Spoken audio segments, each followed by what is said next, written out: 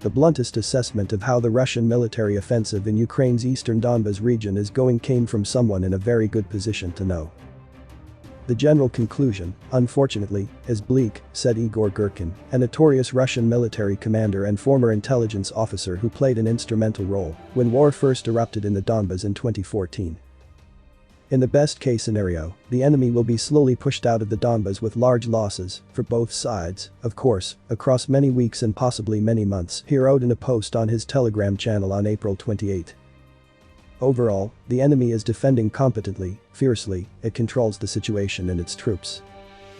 2 weeks earlier, a well-known Russian Special Forces veteran had an even harsher assessment, addressing Russian President Vladimir Putin directly in a video. Vladimir Vladimirovich, are we fighting a war, or are we just masturbating?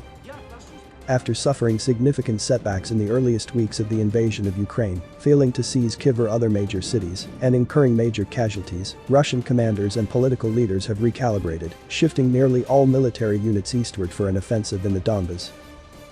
Parts of 2 Donbas provinces, Donetsk and Luhansk, have been under the control of Russia-backed separatists since 2014, and Putin declared Russia was recognizing them as independent days before he launched the invasion on February 24. On April 18, Ukrainian President Volodymyr Zelensky said that a new Russian offensive had begun. A day later, Russian Foreign Minister Sergei Lavrov said Moscow's goal was the full liberation of the 2 provinces. So how is it going? By all accounts, slower than anticipated. Why? That's a more complicated question. It's not so clear that the offensive has faltered, that it's not going to deliver results, said Konrad Muzyka, a defense analyst and director of the Polish-based Rochin Consulting. My sources in Ukraine are very much concerned about Russian capabilities around Izium, he said, referring to a strategically located city in eastern Ukraine and adding that it's way too early to say the Donbas offensive has faltered. Overall, the Russian military's failures have surprised many experts who had predicted its larger and better equipped armed forces would quickly seize major objectives like Kyiv and port cities such as Mariupol. Instead, Ukraine's dogged defenders have inflicted unusually high casualties on Russian troops, as well as taking a severe toll on Russian weapons and equipment, a fact due in large part to the massive supplies of weaponry being shipped from the West. Russia has not released casualty figures since March 25, when it said that 1,351 of its soldiers had been killed. Western estimates, however, put Russian losses at well over 15,000, and Ukrainian authorities claim the Russian toll exceeds 20,000. Both of those figures surpass the toll among Soviet troops during the nearly 10-year war in Afghanistan in the 1980s. Russia is struggling with their pace of operations, it's obvious, they have large losses, their tactics have proven unsuccessful, they're facing a more determined defense, said Kostas Tikos, an expert on the Russian military at Jane's Group in London. It wasn't that they wanted this to be a slow movement in the Donbas. The way the Americans and the British tell it, the offensive is progressing, albeit very slowly. We would assess that Russian forces are making slow and uneven, and, frankly, we would describe it as incremental progress in the Donbas, one US defense official said on April 29. There's a lot of, still, back and forth in the Donbas in terms of territory gained and/or lost by, frankly, both sides. So not a huge difference in the picture on the ground in the Donbas. Anemic is how another senior US defense official described the offensive on May 2. Russia still faces considerable challenges.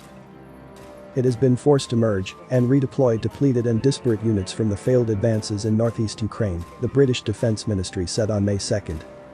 Russia still faces considerable challenges. Many of these units are likely suffering from weakened morale. Western officials for weeks have pointed to morale and discipline problems as being a major contributing factor to the underperformance of Russia's military.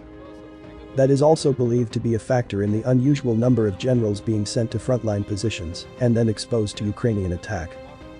The lull in fighting north of Kyiv was closely watched by observers as Russian forces withdrew and began to reposition to the east as part of a new priority ordered by Putin.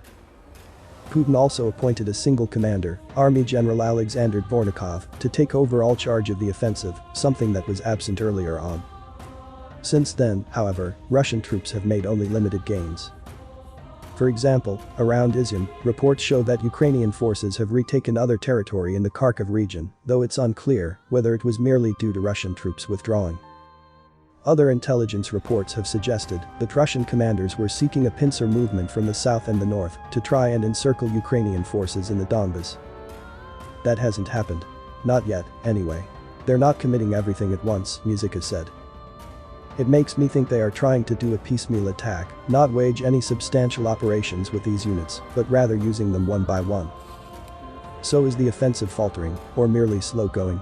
Johan Norberg, a senior military analyst at the Swedish Defense Research Agency, a government-funded research organization, said those two terms weren't mutually exclusive.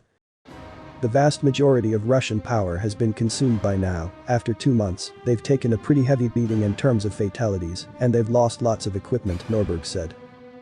They have very little choice, but to do it more slowly and methodically. They aren't dragging out this for fun, he said.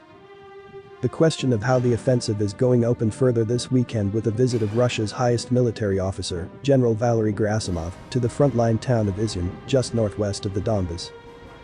Analysts say it is highly unusual for a senior commander or general to be in a contested frontline position in just about any war. It's even more unusual given that at least 7 Russian generals have been confirmed killed during the Ukraine war. Alexei Arestovich, a top Zelensky advisor, said several senior Russian officers were killed on April 30th when Ukrainian forces used rockets and artillery to hit a command post near Izyum, and there were possibly scores of casualties. Ukrainian forces also asserted that they had repelled a Russian attack there. Gerasimov, who is chairman of Russia's Joint Chiefs of Staff, was also reportedly present at the post on April 30th, though he had left prior to the Ukrainian barrage. Arsen Avakov, a former Ukrainian interior minister, asserted that Gerasimov had been slightly wounded by shrapnel. Gerasimov may have been trying to establish why the Russian offensive has largely stalled out on the Izyum axis and whether it is worth continuing to invest in strengthening their offensive grouping in that area instead of switching forces toward Donetsk, the Institute for the Study of War, a Washington-based think tank, said in a May 1 report. Gerasimov's visit may be less indicative of problems with leadership and discipline, Norberg said, than simply of Gerasimov not trusting overly rosy reports from frontline commanders and wanting to see what was happening with his own eyes. You want to see for yourself, you want to smell the war, that's a very much a military instinct, he said. I think it's more like he wants to see what it's like. In the Donbas, Russian commanders are gluing together units, some heavily damaged, from the previous fronts near Kyiv, said Michael Kaufman, a military analyst at the Center for Naval Analyses in Arlington, Virginia. Their odds of success in my view in the Donbas are very indeterminate, very contingent, Kaufman said in a podcast on the War on the Rocks website. Kaufman suggested another reason why Russian commanders were moving more slowly and methodically. They want basically to take their best shot at this, because the truth is after this offensive, the Russian military is a spent force when it comes to their potential for future offensives, he said. However this offensive plays out, they do not have the capacity for another major offensive in Ukraine. As for larger systemic issues, Norberg said Russia was nearing a major inflection point in the war, a decision on whether to commit more soldiers to the fight, which could entail declaring general mobilization. It's the fog of war and all, but I think there are fewer soldiers in the Russian armed forces than we knew, Norberg said. If the pre-war figures were true, if you had more soldiers, you would add them now. But the Russians have not, they don't have the force to make a decisive move against the Ukrainians, he said. Russia doesn't have the conventional force to make a major move.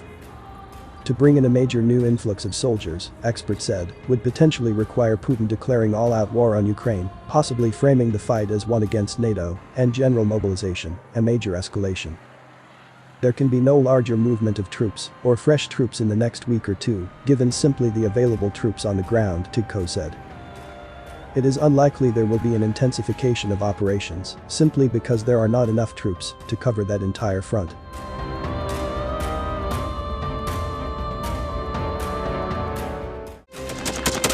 Thanks for watching, and don't forget to subscribe.